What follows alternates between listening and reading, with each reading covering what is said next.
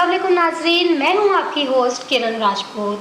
नाजरीन, आज मैं जिन शख्सियत का आपसे तारुफ़ करवाने जा रही हूं, वैसे तो उनका नाम ही एक मुकम्मल तारुफ़ है। वैसे तो शुमार इनका उन खुश नसीब लोगों में होता है जो मुंह में सोने का चम्मच लेकर पैदा हुए हैं, लेकिन इसके बावजूद इनकी ज़ात में, इनके किरदार में कहीं भी तकब्बुर नाम की चीज़ नहीं पाई जाती है। इन्होंने अपने वालिद मोहतरम मरहूम के असूलों पर कारबंद रहते हुए कारोबार और मामलाती ज़िंदगी को बहुत बेहतरीन अंदाज में चलाया है। आपकी आजिज़ी और इनकिसारी ही आपकी कामयाबी की मुस्बत दलील है। आप एक ज़हीन और दूरअंदेश एडमिनिस्ट्रेटर होने के साथ आला कायदाना सलाहियतों के मालिक भी हैं। आप आबाद के साबका चेयरमैन रहे और अब सरपरस्त आला भी हैं। जी हाँ नाजरीन, आज हम आपकी मुलाकात मरहूम अबू बकर शेखानी के चश्मो चराग मोहसिन शेखानी से करवा रहे हैं। अस्सलाम वालेकुम मोहसिन शेखानी साहब, आप कैसे हैं? ठीक है। वालेकुम अस्सलाम, बिल्कुल खैरियत से। आप कैसे करें? ठीक है। अच्छा शेखानी साहब, सबसे पहले तो मुझे अपना थोड़ा सा बैकग्राउंड बताइएगा।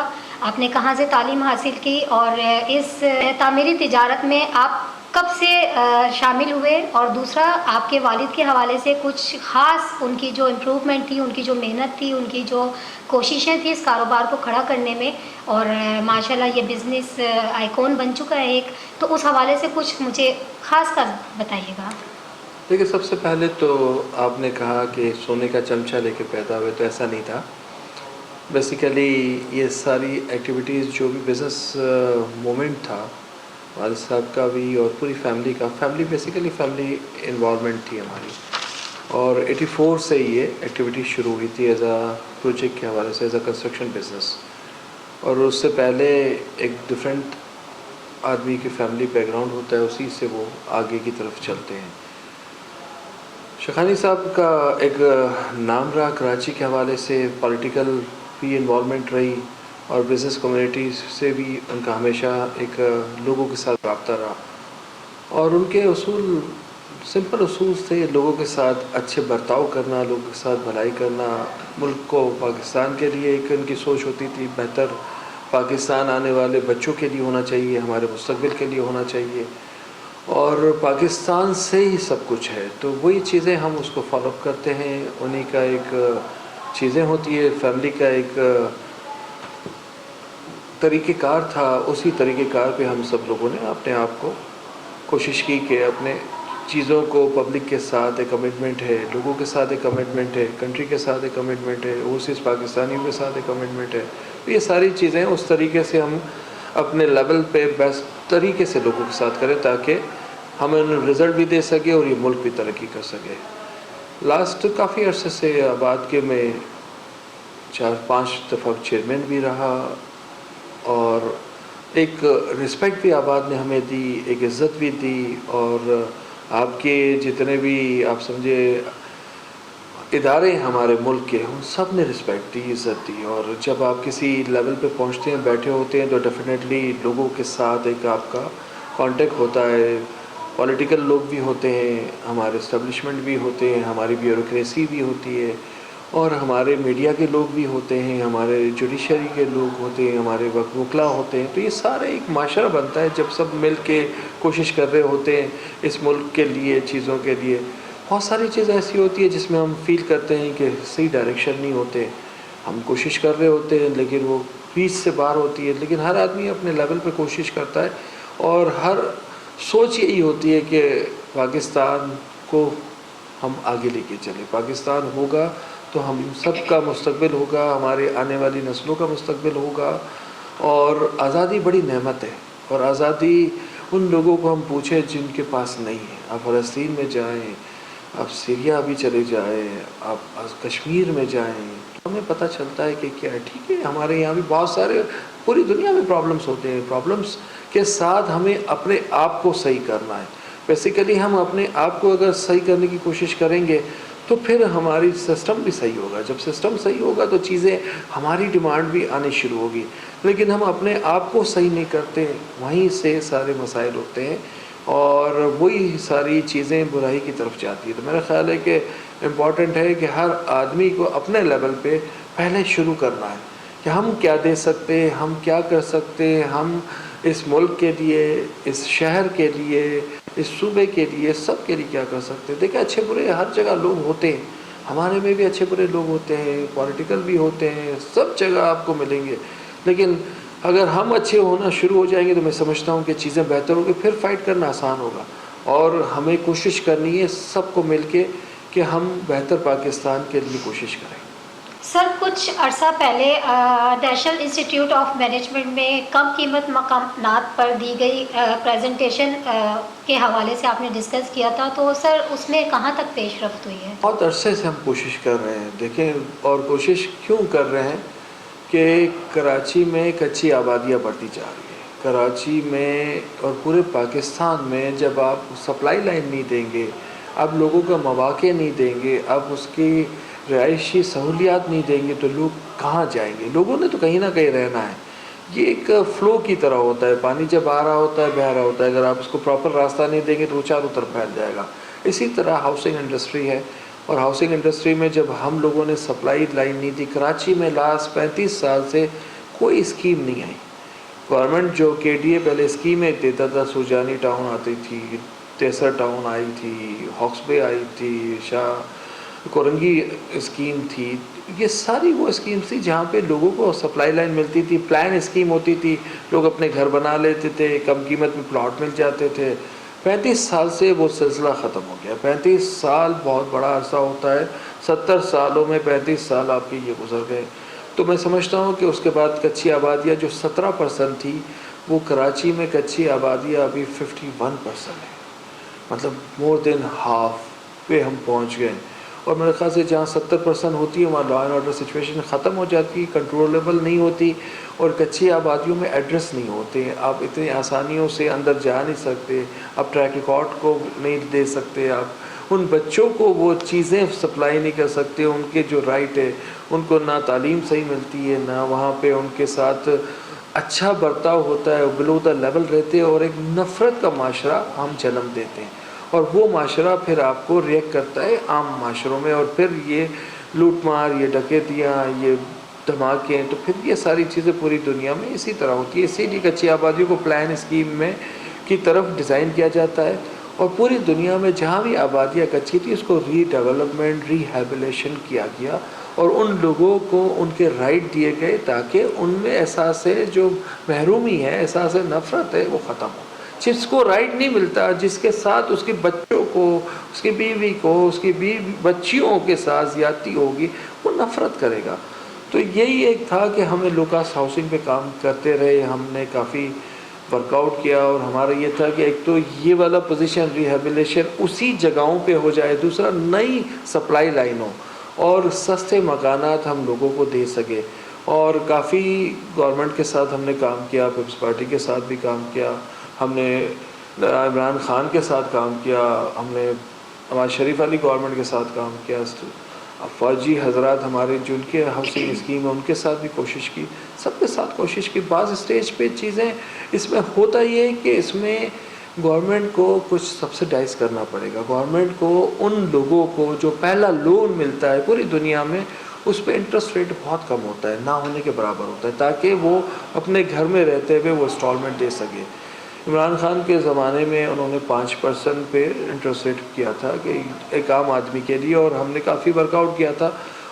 یہ پروجیکٹ ایسا نہیں ہے کہ 2 دن میں بن جائے گا، یہ پروجیکٹ ایسا نہیں ہے کہ سال میں بن جائے گا، اس میں آپ کو لاکھوں گھروں کی ضرورت ہے، اور اس کو کوئی 10 سال 20 سال کی پالیسی پہ ڈیزائن کیا جائے گا۔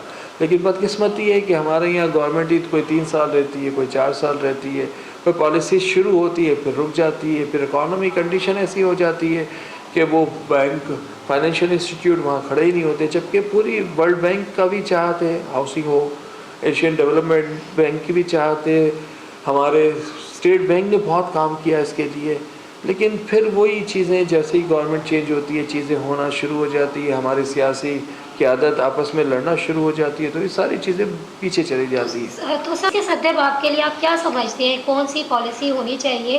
کیونکہ اس طرح سے نقصانات جو ہیں وہ پاکستان کے لیے بھی، بلڈر کے لیے بھی، وہ تو پھر کبھی اٹھ نہیں پائیں گے۔ اس سے سب سے بڑا نقصان پاکستان کا ہے، اور بلڈر تو چلیں لو کاسٹ نہیں بنائے گا تو میڈیم کلاس بنا لے گا، ہائی کلاس بنا لے گا، جو ڈیمانڈ اینڈ سپلائی ہے اس کے حساب سے مارکیٹ چلے گی۔ کاروبار کرنے والا آدمی تو وہیں جائے گا جہاں پہ وہ چیز اس کی بک جاتی ہے، اس کو منافع ہوتا ہو، اور وہی فیسلٹی بنائے گا کہ میں 2 روپے لگا رہا ہوں تو مجھے 2 روپے بچنے چاہیے تاکہ میں کاروبار کرتا رہوں۔ لیکن ان لوگوں کے ساتھ بڑا ظلم ہو جاتا ہے جو بغیر گھروں میں، جو کچی آبادیوں میں، جو ان پلان ایریا میں رہ رہے ہیں، اور وہ بہت بڑا ایک ایسا معاشرے میں نیگیٹو امپیکٹ آتا ہے جو آپ کبھی بھی نہیں کر سکتے۔ پوری دنیا نے ریسرچ کی تو ان چیزوں کا ہے، اس کے لیے کوئی 10-15 سال کی کوئی پالیسیز ہونی چاہیے، اور ہمیں سب لوگوں سے میری ریکویسٹ ہوگی جو بھی گورنمنٹیں ہیں، خدا را ان پالیسیز پہ کوئی چینج نہ ہو۔ یہ ایک عام آدمی، ایک غریب آدمی کی سوچ ہے۔ آج کنسٹرکشن کاسٹ، ہم جب بات کر رہے تھے جب 2,000 روپے کاسٹ آ رہی تھی کنسٹرکشن، آج 4,000 روپے کاسٹ ہو گئی ہے، اب ڈبل چیزیں ہو گئی ہیں۔ پھر بھی میں کہتا ہوں کہ ایک مکان، ایک چھت، جیسے آپ کہتے ہو نا ہم آزاد ہیں ایک ملک میں، اسی طرح ایک انڈیویجول کا اپنا گھر ہوتا ہے نا، وہ آزاد ہوتا ہے، اس کا پروٹیکشن ہوتا ہے، اس کی بچیوں کا، اس کے بچوں کا پروٹیکشن ہوتا ہے۔ ویسے ہی یہ ملک ہوتا ہے جیسے انڈیویجول ایک ہوتا ہے، جب اس کو وہ ساری فیسلٹیز ملتی ہے وہ ملک سے محبت کرتا ہے، وہ اس کا احترام کرتا ہے، وہ لا اینڈ آرڈر کو فالو کرتا ہے، اور جب نفرت ہوتی ہے اور اس کو وہ چیزیں میسر نہیں ہوتی وہ نفرت کرتا ہے، اور وہ نفرت جب کرتا ہے تو معاشرے میں ریئیکشن ہوتا ہے، اور معاشرے میں جب ریئیکشن ہوتا ہے تو آپ انہی حالات میں کہیں آگے نہیں بڑھتے، انٹرنل پرابلم میں ہی پھنس جاتے۔ شیخانی صاحب، آپ کیا سمجھتے ہیں اس تاریخی مہنگائی نے تعمیراتی صنعت پر کیا اثرات چھوڑے ہیں؟ دیکھیں انفلیشن پوری دنیا میں ہوا، اور جب کموڈیٹیز اور آپ کی آئل پرائزز اور ساری چیزیں پوری دنیا میں بڑھی، کووڈ میں بڑا دنیا کو بڑا چینج کیا کووڈ نے، اور بڑی مشکل حالات میں دنیا نے، جبکہ پاکستان نے بہت اچھا پلے کیا۔ میں سمجھتا ہوں کووڈ کے دنوں میں ہم نے بہت اچھی ایکٹیویٹیز کی، اور جو بھی ہماری قیادت تھی انہوں نے اچھے ڈائریکشن سے کام کیا، جس کا ہمیں نظر آ رہا تھا کہ 4% گروتھ آنی شروع ہوئی، اور میں سمجھتا ہوں بڑا مشکل ٹائم تھا، کہیں نیگیٹو گروتھ ہے پورے یورپ میں، چیزوں میں انہوں نے بہت اربوں خربوں روپے امریکن نے اپنے لوگوں کو خرچ کیے، یورپین نے کیے، ہمارے پاس تو پیسے ہی نہیں تھے، تو ہم نے پالیسیز کی اور تھوڑا رسک لیا اور چیزیں بہتر ہوئی میں سمجھتا ہوں۔ لیکن اس کے باوجود جیسے گورنمنٹ پولیٹیکل جب سے یہ وار شروع ہوئی، آپ دیکھیں اکانومی چیزیں بالکل ختم ہو گئی ہمارے پاس آج اس کنڈیشن میں کہ کوئی کہہ رہے ہیں کہ ڈیفالٹ کی کنڈیشن میں، ہمارے پاس ریزرو نہیں ہے ڈالرز کے، ہماری چیزیں یا پالیسیز ایسی نظر نہیں آ رہی جو ہمیں آگے کی طرف کوئی اچھی امید نظر آ رہی ہو، تو یہ ساری چیزیں ایسی ہیں جو پرابلم کریٹ کر دیتی ہے۔ دیکھیں اس وقت جو کنڈیشن ہے اکانومی کی، ہمیں سب کو مل کے قربانیاں دینی پڑے گی، ہمیں سب کو کھڑا رہنا پڑے گا، اور میں سمجھتا ہوں کہ ہر وہ ڈیسیشن لینا پڑے گا جو مشکل ہوتے ہیں، جس سے عام آدمیوں کو بھی نقصان ہوتا ہے، اس لیے کہ مہنگائی بہت ہے، عام آدمیوں کو کے لیے بھی وہی حال ہے جو ایک بلڈر کے لیے ہے، جو کنسٹرکشن کاسٹ بڑھی ہے وہ ڈبل ہو گئی ہے، 1,00,000 روپے ٹن والا سریا 2,00,000 روپے ٹن ہے، 500 روپے والا سیمنٹ کا بیگ آ کے 1,000 روپے کا سیمنٹ کا بیگ ہے، تو جب یہ مٹیریل آپ کا ڈبل ہو جائے گا تو کاسٹ آپ کی بڑھ جائے گی، اسی طرح آپ کے لیبر کاسٹ بھی بڑھے گی، ان کے بھی اخراجات بڑھیں گے، آپ کے باقی جتنے ٹیکنیکل سائٹس ہیں وہ بھی بڑھ جاتی ہیں، تو جو چیز 1 روپے کی تھی وہ 2 روپے کی ہو گئی، cost of construction, land cost بھی اسی طرح بڑھ گئی، تو یہ ساری چیزیں جب آپ کا ڈالر ویک ہوتا ہے، جب انسرٹین ہوتا ہے، تو پورا سسٹم معاشرہ اپ اینڈ ڈاؤن ہل رہا ہوتا ہے، آپ کو پتہ ہی نہیں ہوتا کہ اتنا بڑا ڈفرینس ڈالر میں 30 روپے کا، آپ کا ریمیٹنس آ رہا تھا 31 بلین کا، وہ ریمیٹنس ڈیفینیٹلی جب پرائز آپ کی سیم تھی، آپ کا ڈالر پرائز اور مارکیٹ پرائز میں کوئی 1 روپے کا فرق ہوتا تھا، آج 30 روپے 25 روپے کا فرق ہے، تو باہر سے بھیجنے والا بھی کہے گا کہ یار میں اپنے گھر میں تھوڑے پیسے بھیجوں اور اتنا جو آفیشیل بھیجتا تھا انآفیشیل بھیجوں، جب اتنا بڑا ڈفرینس ہوتا ہے تو لوگ ڈیفینیٹلی ہر آدمی اسی طریقے سے سوچ رہا ہوتا ہے، اپنا فائدہ سب سے پہلے سوچ رہا ہوتا ہے، اور یہ چیزیں گورنمنٹ کو سوچنی چاہیے کہ یہ ڈفرینس نہیں ہونے چاہیے، آپ کا ریمیٹنس کم ہو جائے گا، آپ کی ایکسپورٹ کم ہو جائے گی، تو آپ ارینج کہاں سے کریں گے؟ اس لیے کہ فیول ہمیں چاہیے ہوتا ہے باہر سے، ہمیں پام آئل چاہیے ہوتا ہے، ہمیں اکوپمنٹ چاہیے ہوتے ہیں، ہمیں مشینریز چاہیے ہوتی ہے، بہت ساری ایسی چیزیں جو یہاں نہیں بن رہی یا جو ایکسپورٹ کے لیے امپورٹ کرنا پڑتا ہے ہمیں، وہ ساری چیزیں بہت امپورٹنٹ ہے. LCs نہیں کھل رہی, تو یہ ساری میں سمجھتا ہوں کہ مشکلات بڑھتی جائے گی, اور ایک عام آدمی سے لے کے ایک ٹاپ جو لوگ ہیں سب کو سفر کرنا پڑے گا. تو سبھی سفر کر رہے ہیں, تو یہ پالیسیز نہیں ہیں, اور ہم سب کو قربانی کا جو میں کہہ رہا تھا کہ دینی پڑے گی. تو ہمیں, میں سمجھتا ہوں کہ صبح ارلی بزنس شروع کرنا چاہیے سب لوگوں کو. ہم 12-1 بجے کاروبار شروع کرتے ہیں, جب 12-1 بجے کاروبار شروع ہوگا تو اللہ کی طرف سے بھی برکت نہیں ہوگی, اور ہمارا سسٹم بھی, ہم 3-3 بجے تک باہر روڈوں پہ بیٹھے ہوئے, چائے کے دکانوں پہ بیٹھے ہوئے ہوں گے, اور ہمارے ینگ جنریشن جنہیں صبح کام پہ جانا ہوتا ہے وہ 2-2 بجے جائے گی, 1-1 بجے جائے گی. تو کیسے سر ہوگا؟ کون پہل کرے گا؟ اپنے آپ سے. مجھے پہل کرنی پڑے گی, آپ کو پہل کرنی پڑے گی, اور ہمیں سب کو کہنا پڑے گا, بیٹھ کے سمجھانا پڑے گا, بولنا پڑے گا کہ بیٹا یہ قربانیاں دینی ہے.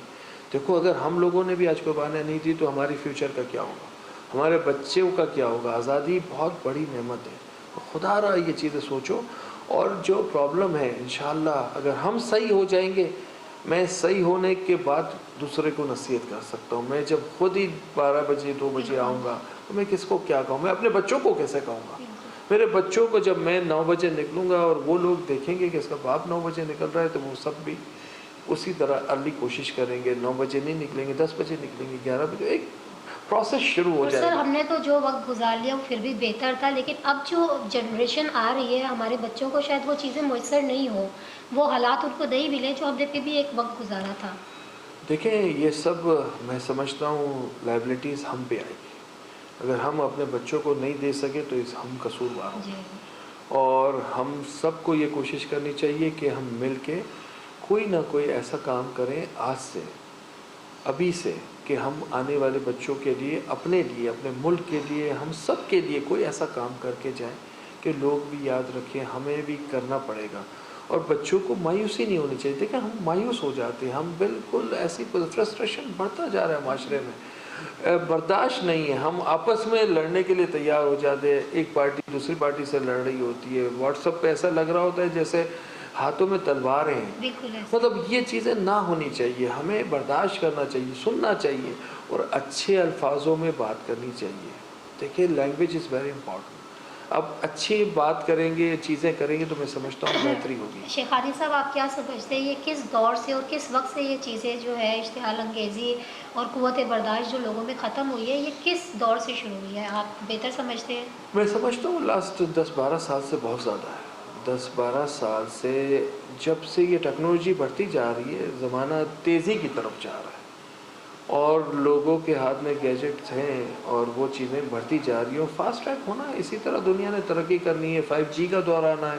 یہ سب انسانوں کی بھلائی کے لیے, نہ کہ ہم اس کے نیگیٹو امپیکٹ لیں. یہ اچھائی کے لیے, جو چیزیں اچھائی کے لیے اس کو اچھائی کی طرف زیادہ استعمال کرنے کی ضرورت ہے, نہ کہ ہم نیگیٹو میں رہیں. تو میرا خیال ہے کہ یہ امپورٹنٹ ہے. برداشت بھی ہونی چاہیے اور تنقید بھی ہونی چاہیے, لیکن اچھے الفاظوں تنقید میں برائے اصلاح ہو تو اصلاح بہتر ہوں, ہے. اچھے الفاظ ہوں. دیکھو تنقید کرنا, مجھے آپ کچھ کہیں گے بدتمیزی سے کہیں گے تو میں ویسے ہی فرسٹریشن لوگ ہو جاتے ہیں.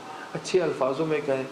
اور میں تو کہتا ہوں کہ پریشر گروپ ہونے چاہیے ہمارے یوتھ کو کھڑا ہو. دیکھیں باہر نکلنے کے لیے پریشر کرنے کے لیے کوئی تیار نہیں. فون پہ کھڑے ہو کے ہم بات کر لیں تو باہر کھڑے رہیں. آپ کا رائٹ ہوتا ہے, احتجاج کرنا رائٹ ہوتا ہے, پیسفل احتجاج. ہمیں کھڑا رہنا چاہیے, ہمیں دکھانا چاہیے کہ ہم اتنے لوگ ہیں کراچی میں جن کے ساتھ ناانصافیاں ہو رہی ہے, اور یہ رائٹ ہے ہمارا. ہم اگر 1-2 لاکھ آدمی ایک وقت کھڑے رہیں گے تو میں نہیں سمجھتا کوئی بھی حکومت ہو ان کو پریشر نہ ہو, کوئی بھی اسٹیبلشمنٹ ہو ان کو پریشر نہ ہو. ہمیں ہر کوئی بیوروکریسی نہ ہو, ہمیں اپنے رائٹ کے لیے اچھے انداز میں. اور پورا یورپ معاشرہ کھڑا ہوتا ہے. آپ دیکھیں انوائرمنٹ کے لیے کھڑا ہو جاتا ہے. کوئی ایسے حادثات ہوتے ہیں تو لاکھوں لوگ یورپ میں, امریکہ میں نکلتے ہیں اور کھڑے رہتے ہیں, اپنی چیزوں کو تباہ نہیں کرتے. لیکن سامنے والوں کو پتہ ہوتا ہے کہ یہ 2 لاکھ آدمی کھڑے ہوئے ہیں, ان کو اگر ہم زیادتی کریں گے تو پرابلم ہوگا. تو ان کے رائٹس پہ بھی بات ہوتی ہے. اور ہر آدمی, ہماری بدقسمتی لوگوں نے, جو ہمارے لیڈرز بھی تھے انہوں نے بھی بہت ساری چیزیں اپنے مفاد کے لیے, وہ چیزیں ملک کے مفاد پیچھے رہ گئے. اور چیزیں ایسی ہوئی ہیں جو ہمارے ساتھ, میں سمجھتا ہوں آنے والے بچوں کے ساتھ وہ انوائرمنٹ, وہ چیزیں نہیں مل رہی. معاشرے میں جو حالات ہے ایجوکیشن کے, جو ہیلتھ کے اور جو انفراسٹرکچر کے، یہ تینوں چیزیں دیکھ کے ہمیں افسوس ہو رہا ہے، ہم خود پریشان ہیں. تو بچے تو ان کا رائٹ ہے. تو یہ چیزوں کے لیے ہمیں کھڑا ہونا چاہیے اچھے طریقے سے، اور ہمیں ڈیمانڈ کرنی چاہیے. وہ کوئی بھی حکومت ہو، سندھ گورنمنٹ ہو، وہ فیڈرل گورنمنٹ ہو، وہ کوئی ادارے ہوں، جہاں آپ کے ساتھ زیادتی ہو رہی ہے وہاں کھڑے رہیں، کوشش کریں اور بات کریں اور کہیں کہ نہیں یہ آپ کا رائٹ ہے. ہر رائٹ کے لیے انسان کو کھڑا ہونا چاہیے. طریقہ کار ہم بہتر کریں گے، انشاءاللہ چیزیں بہتر ہوں گی. شیخ عادل صاحب، آپ کیا سمجھتے ہیں بلڈر برادری پر کون سی دور حکومت میں ان کی ناقص پالیسیوں کی وجہ سے کٹھن وقت آیا جو آپ لوگوں کو بہت پیچھے دھکیل دیا؟ اس حوالے سے کیا کہیں گے؟ میرا خیال ہے کہ سب سے زیادہ کٹھن وقت ہمارے پاس جب آتا ہے جب جوڈیشری کے کوئی ایسے آرڈرز آ جاتے ہیں جس کی وجہ سے پورا معاشرہ ہی ہل جاتا ہے. ہمیں سمجھ ہی نہیں آتی کہ گورنمنٹ حکومت کیا ہے، پالیسیز کیا ہے، ادارے کیا ہے، اور اچانک ایسا نظر آتا ہے کہ نسلہ ٹاور کا آپ ذکر دیکھ لیجئے، ایک بلڈنگ بنی ہوئی ہے اور ایسے بہت سارے فیصلے ہوئے جس میں آپ نے ریگولائزیشن، میں تو کہہ رہا ہوں غلط تھی تو ریگولائزیشن بھی کیا، آپ نے بہت ساری چیزوں کو بہتر کیا. آپ نے 14 آرڈر کیے ڈفرینٹ اداروں کے خلاف کراچی میں، اور صرف ایک بلڈنگ توڑ دی آپ نے. اور ان بلڈنگ میں جو لوگ رہ رہے ہیں ان کو آج تک کوئی انصاف نہیں ملا. ایک اور بلڈنگ تھی راشد مناظ روڈ پہ، وہ توڑوا دی آپ نے. تو آپ کو تو حل دیکھنا ہے، کورٹوں کو تو دیکھنا ہے کہ کس نے کیا جرم کیا. جس نے جرم نہیں کیا اس کو سزا مل رہی ہے. جو لوگوں نے خریدا 5 سال سے رہ رہے ہیں ان کو سزا دے رہے ہیں، ان کا کوئی رائٹ نہیں ملا. جو بلڈر تھا اس نے پیسے بھی لے لیے تھے، پالیسیز بھی دے دی تھی، اس نے کنسٹرکشن بھی کی تھی، اس نے بلڈنگ بھی بنا لی تھی، اس کے باوجود آپ نے اس کے ساتھ.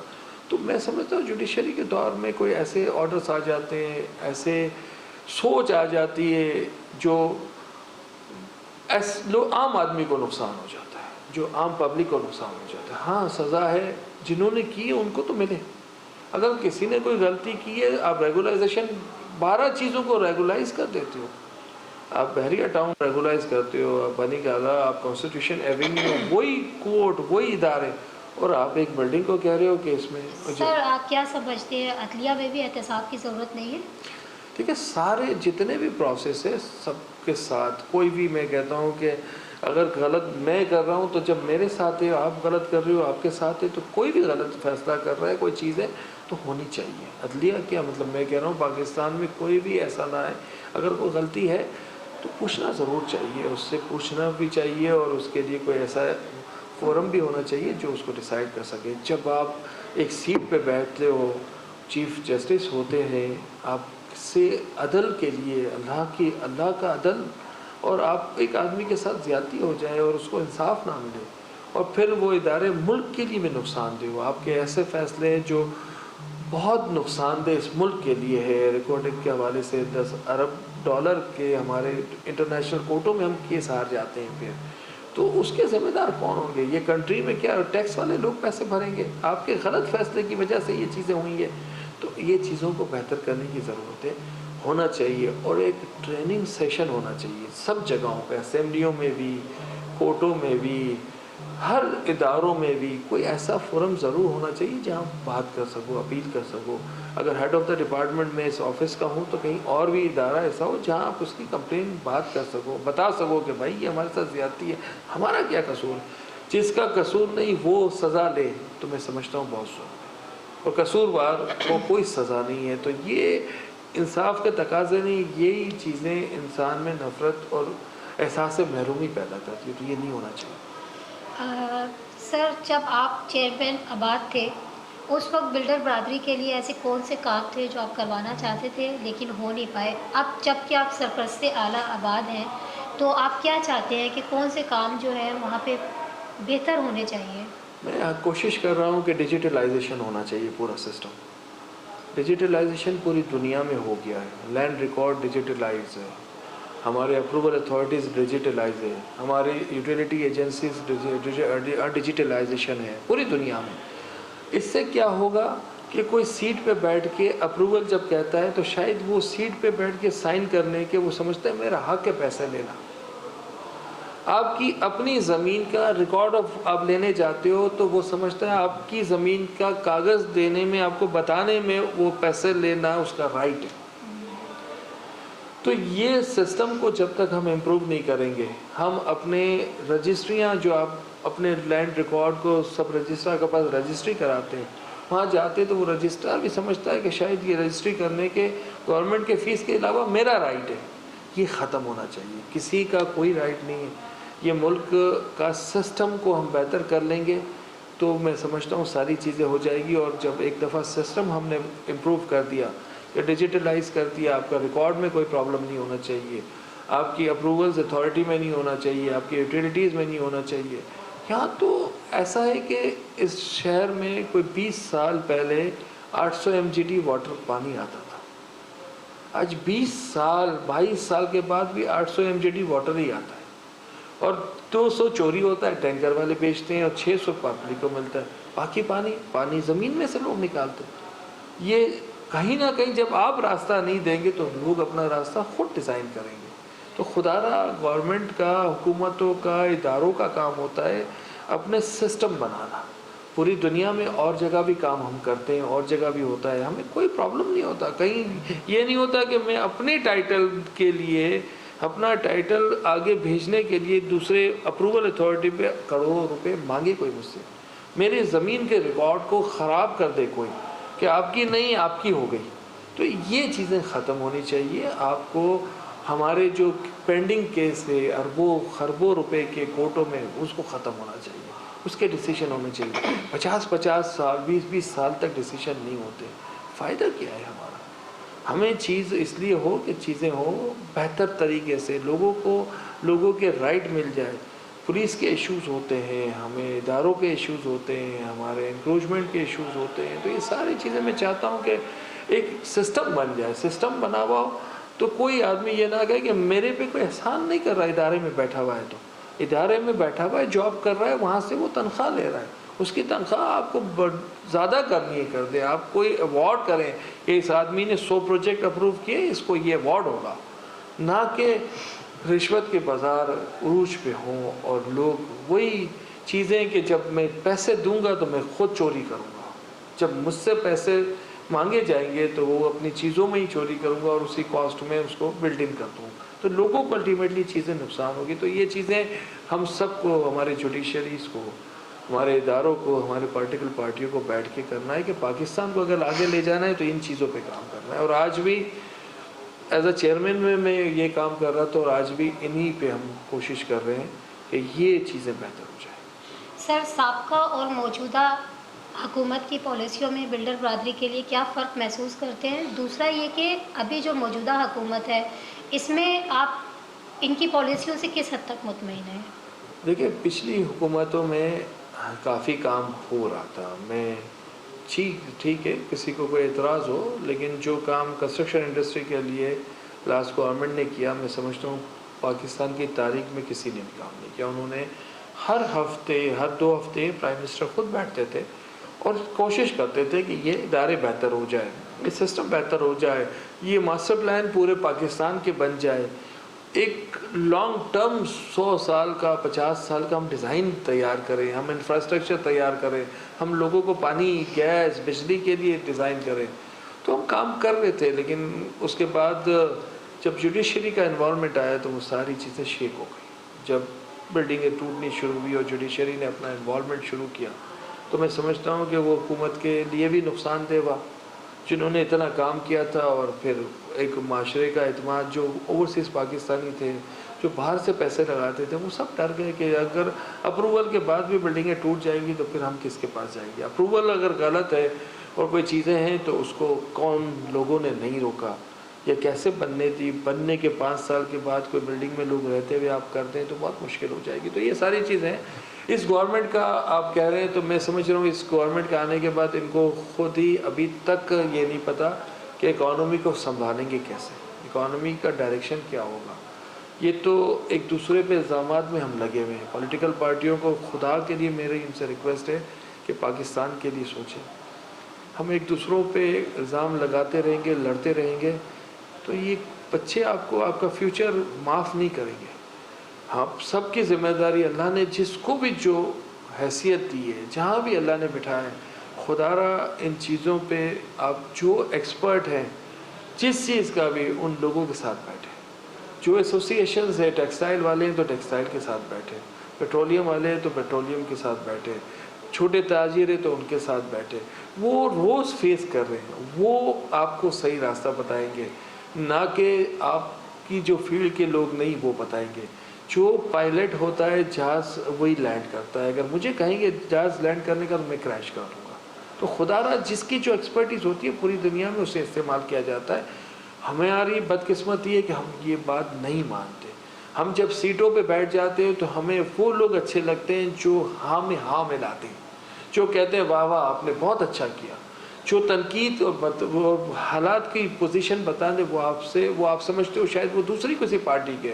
बिजनेस कम्युनिटी किसी पार्टी से नहीं होती, वो इस मुल्क की मतलब बैकबोन होती है, और वो टैक्स देते हैं तो आप लोग सब चल रहे हो, तो आप लोगों को तनख्वाहें मिलती है। टैक्स ना हो तो कैसे मिलेगी? तो उसकी तो रिस्पेक्ट बहुत होनी चाहिए, उनको तो इज़्ज़त आप दें और उनके प्रॉब्लम्स को रिजॉल्व करें, और जायज़ प्रॉब्लम को, किसी को कोई सब्सिडी ना दे, किसी को कोई पैसा ना दे, लेकिन पॉलिसीज़ तो दें, पॉलिसीज़ दे के इम्प्लीमेंट तो करवाएं और ओन करें। आप लोग ओन नहीं करते, हाँ आप लोग खुद डरते हो हर चीज़ से कि हमें ये मसला हो जाएगा, हमें नैब होगी। नैब ने भी बहुत नुकसान दिया इस मुल्क को। तो ये चीज़ें जहाँ जहाँ नुकसान हुई, फ़ायदा नहीं मिला, चीज़ें वो करें जिससे फ़ायदा हो, वहाँ से चीज़ें अडॉप्ट करें दुनिया में से जहाँ अच्छे मॉडल्स हों। इस महंगाई के दौर में एक आम आदमी के लिए घर बनाना एक ख्वाब बन गया है। शेखानी ग्रुप क्या कोई ऐसी पॉलिसी या ऐसी चीज़ें मार्केट में लेकर आ रहा है जो एक आम आदमी के घर का ख्वाब पूरा कर सके? देखें, जो मैं समझता हूँ कि जो 2 लाख रुपए भी महीना कमाता है ना, उसको भी घर बनाना मुश्किल हो गया। एवरेजली हम लोग 50,000 रुपये से ज़्यादा एवरेज हमारे पूरे पाकिस्तान की एवरेज नहीं होगी। मैं तो 2-2.5 लाख वाला आदमी भी, वाइट कॉलर आदमी, अपने बच्चों की फ़ीसें, अपनी चीज़ों को डिज़ाइन करना, अपने घर के अखराजात, माशरे में अपने लेवल्स को मेंटेन करना, मैं समझता हूँ बहुत मुश्किल हो गया। एक आम आदमी के लिए घर बनाना बहुत मुश्किल है और नहीं बना सकता एक आम आदमी। और नॉर्मली यही होता है कि कोई पुराना घर बेच के नया ले रहा होता है, कुछ फैमिली बढ़ जाती है तो कोई दूर चला जाता है कि शहर में है तो ये 1 करोड़ रुपए का, तो हम दूर जाके 80 लाख का ले लें, या 2 भाई हैं तो 60-60 लाख रुपए की 2 फ्लैट ले लें। तो इस तरीके से चीज़ें चल रही है। स्टेट बैंक को इन्वॉल्व होना पड़ेगा घरों के लिए, स्टेट बैंक को, गवर्नमेंट को पॉलिसी देनी पड़ेगी। और घर के लिए मैं समझता हूँ कि पहला घर, एक घर पे लोन ना होने के बराबर इंटरेस्ट होना चाहिए, बल्कि सूद होना ही नहीं चाहिए। उसको गवर्नमेंट को सब्सिडाइज़ करना चाहिए और उसके साथ कोई ऐसा मैकेनिज़्म बनाना चाहिए ताकि वो आगे फ्यूचर में आपको पैसे भी दे सके और ये माशरे में जो प्रॉब्लम है वो भी ख़त्म हो सके। पहला घर कॉन्स्टिट्यूशन ऑफ पाकिस्तान कहता है हुकूमत पाकिस्तान की जिम्मेदारी है रिहाइश मुहैया करना। इत्तेफाक से हम करनी कोई चीज़ भी जो लिखी हुई है वो हम इम्प्लीमेंट नहीं कर पा रहे, जिसकी वजह से ये माशरे में एक मैं समझता हूँ एहसास महरूमी बढ़ती जा रही है। तो ये चीज़ें, पहला घर होना चाहिए हर आदमी का पूरी दुनिया में, और पहला घर के लिए एक लोन, आपको एक लिमिटेशन फिक्स करनी चाहिए कि 80 लाख रुपए हम लोन देंगे, ये बंदे आप 10 साल में दे दें, 20 साल में दे दें और रहते हुए दे दें। तो मैं समझता हूँ कि चीज़ें बेहतर हो सकती है, हाउसिंग इंडस्ट्री बेहतर होगी और लोगों को प्रोटेक्शन होगा। लोगों को जब घर होगा तो वो सारी चीज़ें प्लान स्कीम में जब होगा तो उसके बच्चे, उसकी फैमिलीज़, उसको वो एनवायरनमेंट मिलेगा ताकि वो भी एक कंपटीशन माशरे में खड़ा रह सके। आम आदमियों की तरह बच्चे खड़े, एजुकेशन सिस्टम हमारा एक होना चाहिए, सबको होनी चाहिए। Health is very important, insured होनी चाहिए, सबको मिलनी चाहिए। कुछ चीज़ें ऐसी है जिसकी वजह से लोगों को ख़ुदकुशी नहीं करें या अपने बच्चों को ना मारें या अपने साथ जुल्म ना हो। ये बेसिक जो चीज़ें हैं ये होनी ज़रूरी है। और इसमें मैं समझता हूँ कि कोई ना कोई ऐसी पॉलिसीज़, इंश्योरेंस जैसे लास्ट गवर्नमेंट ने शुरू की, अभी भी कर रहे हैं, होनी चाहिए। हर आदमी के पास कार्ड होना चाहिए कि वो जाके अपना इलाज करा सके। तामीराती सनत को दरपेश मसाइल के हवाले से आपने कोई पॉलिसियाँ सोच रखी हैं? ہم نے بالکل پالیسیز بھی سوچ رکھی ہے، اور ہم جو بات کر رہے ہیں وہ اسی کی ساری چیزیں کنٹینیوشن ہے. پالیسیز ہم نے ہر اداروں کو بھیجی ہیں، صرف تعمیرات کی نہیں، اس ملک کے جو پرابلم ہے ان سب کو ایڈریس کیا جاتا ہے. دیکھیں، ہم کوشش کرتے ہیں جس فورم پہ بھی بیٹھے ہم یہ بات کریں اور ہم کہیں کہ تعمیرات کے ساتھ ساتھ جو باقی مسائل ہیں وہ بھی ہمارا، ایجوکیشن بھی ہمارا بہت بڑا مسئلہ ہے، ہمارے باقی ایشوز عام آدمیوں کے ٹرانسپورٹیشن ہے، انفراسٹرکچر ہے، چیزیں نہیں ملتی چیزوں کو، لوگوں کو بارش ہو جاتی ہے تو پورا شہر تباہ ہو جاتا ہے.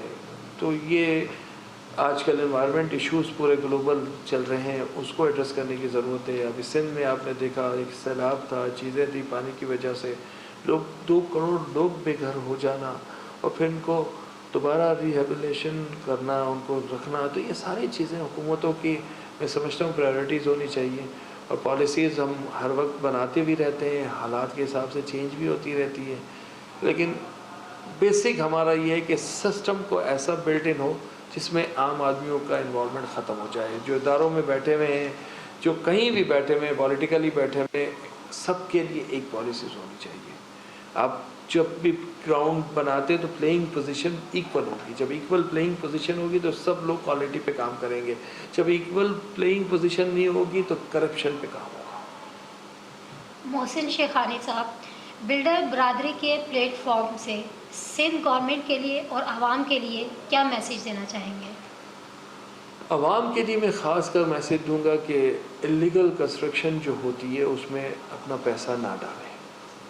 اللیگل کنسٹرکشن وہ ہوتی ہے جہاں پوشن بن رہے ہوتے ہیں، جہاں آپ کو وہ فیسلٹیز بچوں کو نہیں ہوتی، وہ بلڈنگیں ایسی ہوتی ہیں جس کی اسٹرینتھ اتنی نہیں ہوتی، اللہ نہ کرے کوئی زلزلہ یا کوئی چیز آئے گی تو وہ سب گر جائے گی.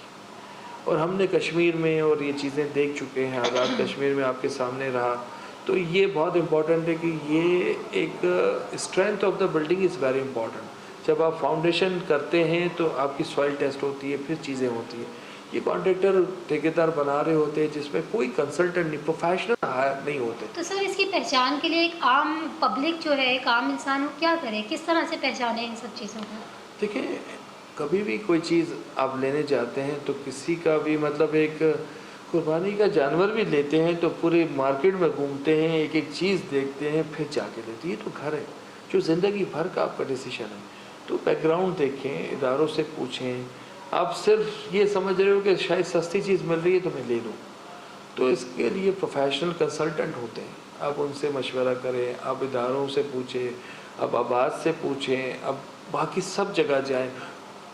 سب سے امپورٹنٹ ہے ٹریک ریکارڈ دیکھیں. جو بھی بلڈر ہے انہوں نے پچھلی کوئی چیز اگر بنائی ہے تو ان لوگوں سے جا کے پوچھیں. وہ جو رہ رہے ہیں، آپ یہاں بیٹھے ہوئے ہیں تو یہاں پروجیکٹ بنا ہوا ہے پیچھے، تو ان لوگوں سے پوچھیں کہ ہمارا ان کے ساتھ کیا تعلق رہا ہے، ہم نے ان کو کیا کوالٹی دی ہے، ہم نے ان کے ساتھ کوئی چیز اچھی کی ہے بری کی. وہ لوگ سب سے زیادہ اچھے جج ہیں. جو بلڈنگ بنی ہوئی ہے اس میں لوگ رہ رہے ہیں، وہ جج ہیں. وہ بتائیں گے کہ انہوں نے کیا کیا اور ہمیں کیا اچھا دیا یا برا دیا. تو یہ امپورٹنٹ ہے، تو یہ کرنا چاہیے.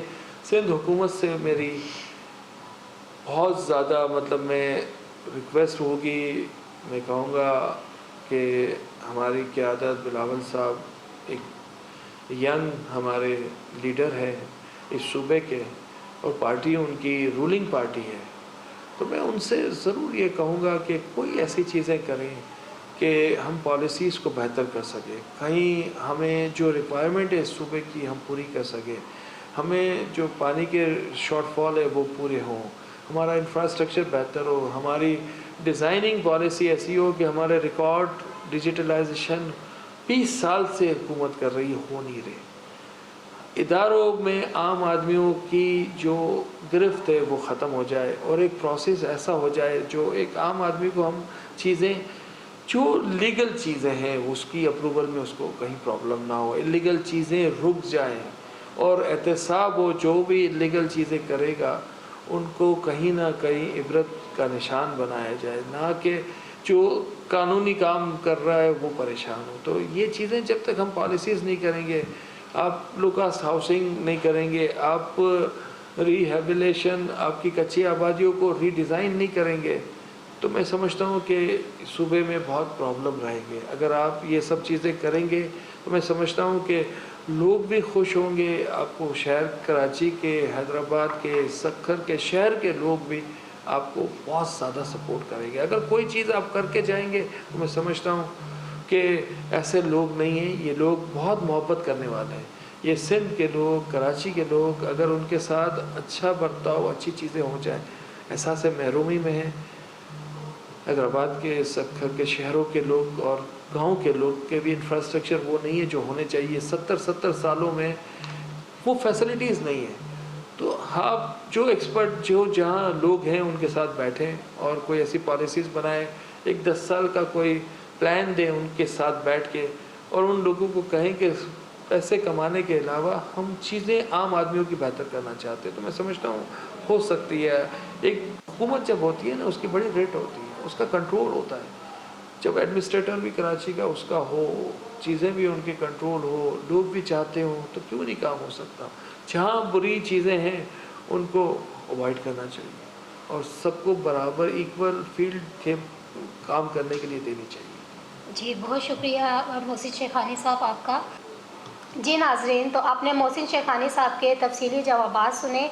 एक आम इंसान नहीं, इस महंगाई के दौर में बिल्डर माफिया भी बहुत बुरी तरह मुतासिर हुआ है और ये भी परेशान है। इन गवर्नमेंट को सोचना चाहिए कि इनके लिए, इनके मामलात के लिए, इनके काम के लिए, इनकी आसानी के लिए, इनकी मज़ीद पॉलिसियों के लिए क्या बेहतरी की राह निकल सकती है। मुझे आपके फ़ीडबैक का शिद्दत से इंतज़ार रहेगा। मेरे चैनल को जिन लोगों ने सब्सक्राइब नहीं किया तो प्लीज़ सब्सक्राइब करें, शेयर करें, लाइक करें और कमेंट देना ना भूलिएगा। शुक्रिया।